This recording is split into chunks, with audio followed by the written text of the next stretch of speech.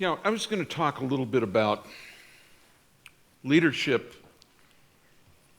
in education.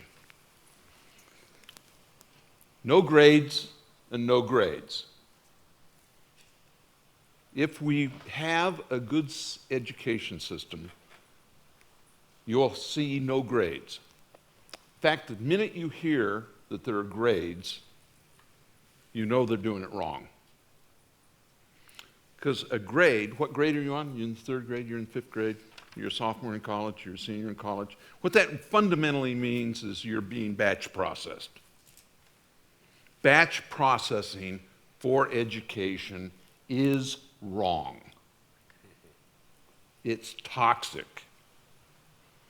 It means that part of the people in that batch,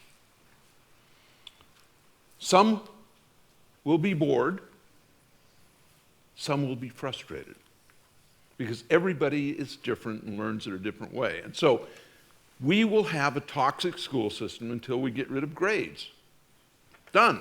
Get rid of them.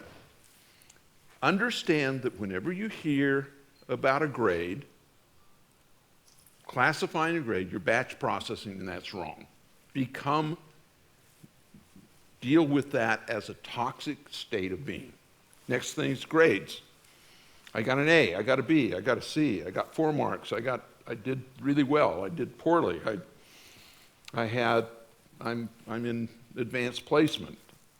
Wrong. Mastery.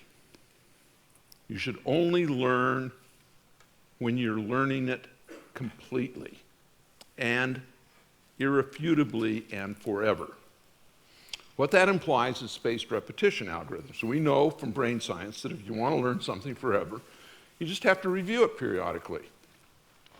Typically, if you want to learn something, you review it 2 or 3 times in a day, and then a little bit, then maybe you review it again in 24 hours, and then in general, in most constructs, after you review it 24 hours after a good night's sleep, you've got it for a month.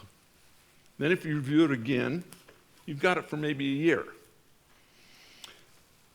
So, if you have a proper spaced repetition algorithm that reviews at appropriate times, you will be able to remember everything you learned in high school and college for the rest of your life with as little as a half hour of review a month. Why in the hell aren't we doing that? It's because we have a stupid system. Let me tell you what the brain science says about learning. Learning is best when it's active. Right now, I am using the least effective way of communicating and teaching you about my ideas. Why am I doing this? Well, but I can guarantee you it's wrong. So, it's as good as we're going to get, however, so listen. If you put a person in an fMRI and watch the brain activity, you show them a lecture, you show them a movie, show them a book, nothing lights up. Very little. However, if you make them respond to a construct, everything lights up. So our software requires that you respond every 3 to 5 seconds. So fundamentally, I should be up here with all of you having a little beeper, and when I say, and so every 3 to 5 seconds, I will say something pithy and amusing, and you have to respond and say whether I'm right or wrong. Then you'll learn. Till you do that, you're hopeless. Second principle. Time pressure. Turns out the time pressure is very valuable. We respond to time pressure. We know that when we're being chased by a lion in the jungle, that if we don't run away really quickly, we're toast. Our DNA is set up so that time pressure really works for us. We remember the stupid thing that we did that got in the way of the lion, if we get away. which we can then pass on to our children. So, extreme time pressure, active, spaced repetition algorithms. What's the fourth principle? Play to mastery. You cannot get out of this lesson until you know it all absolutely. Flips a bit in your brain. Because normally you say, oh, I'm going to kind of get it by with a gentleman's C. I was so good at that in college. I graduated absolutely last in my engineering class. I got the most efficient degree possible. I did not do one bit of homework more than I had to. I got the degree, I was happy, I got out of school. But there was a lot of stuff I didn't learn. I was a little bit, and I wasn't really coasting. I was putting myself through college and I was drinking a lot of beer. And so, it's not all bad. But fundamentally, playing to mastery is much better than a gentleman's C. Okay, what's the fifth big principle? Adaptive. The software, the lesson, what have you, needs to be adapted because we're all different. We're all different because we're designed that way. And so it actually feeds back to the extreme time pressure. Because how much time pressure should we have? And it turns out we're all different. And some people just need a little bit more time because their clocks run differently. If I try to play my sons at Halo, I get whacked. It really bothers me because I'm supposed to be the game maven. But the reality is for every year you get older than 25, you lose about a millisecond of reaction time. That means at my age, I am really slow. I get blown away before I know that there's a problem. Now, however, if the game requires stealth and guile, I'm your man. In fact,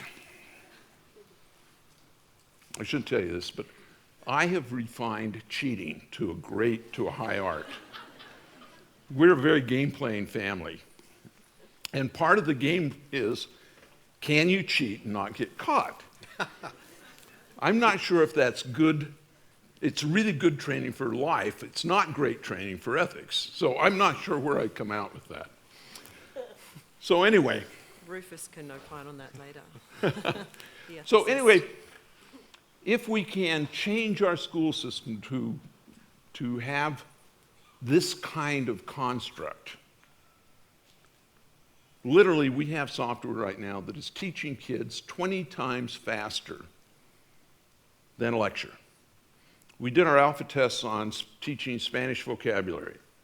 Kids who used our software ended up with working vocabulary after 1 year of Spanish 1 of 1,500 to 2,500 words. The typical retention after the first year is 150 words. Pretty cool, right? In fact, we were having Spanish 1 kids beating kids from Spanish 3 in the Spanish off. I have no idea what a Spanish off is, but I know that my kids were beating them. It's kind of like a spelling bee for Spanish vocabulary for non-Spanish speakers. But anyway, so we know that it works. Oh, I got to tell you one other little thing. It turns out that some kids are very computationally and intelligent problem solvers, but they're a little slow. Now, I don't know if it is how it is in Australia, but in America, if you're stupid, people say, oh, he's a little slow. Well, it turns out that there's a lot of people that are not stupid at all, they're just slow. And that if you normalize time, you'll find that an awful lot of kids who have gone through their life thinking they're stupid, or not stupid at all, they're actually more intelligent than the fast kids, they're just slower. And so there are whole generations of kids who are just a little slower who think they're stupid. And unfortunately, when they believe they're stupid, it hurts them the rest of their life, and that's a problem. And we can fix it. Thank you.